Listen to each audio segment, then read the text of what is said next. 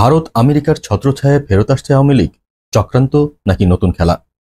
৫ August ২০২৪ একটি তারিখ যা বদলে দেয় বাংলাদেশের রাজনৈতিক ইতিহাস। শেখ হাসিনার পদত্যাগ, ভারত পালানো এবং এরপর ১৫ বছরের শাসনের রীতি, নাকি আরেকটি ষড়যন্ত্রের শুরু?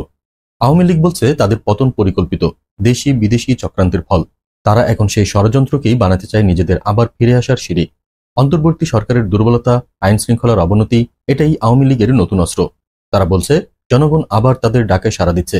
কিন্তু প্রশ্ন হলো, যে দল দেশের ভেতরে নেতা খুঁজে পাচ্ছিল না, যেখানে কেউ সাহস করে মাঠে নামছিল না, সেই দল কি শুধুই ভার্চুয়াল বৈঠকে সংগঠিত হয়েছে? গোপন সূত্র বলছে ভারতে আশ্রয় নিয়ে টেলিফোন আর ভিডিও কলে সংগঠন চালাচ্ছেন শেখ হাসিনা। আর গোপালগঞ্জে সংঘর্ষের পর যেখানে প্রাণ গেল সাধারণ মানুষের, সেই ঘটনাকে আওয়ামী লীগ ব্যাখ্যা করছে জনগণের প্রতিরোধ হিসেবে। কিন্তু এরপরেই দলটির ওপর নেমে আসে ক্র্যাকডাউন, ১৫,০০০-এর বেশি নেতাকর্মীর বিরুদ্ধে মামলা।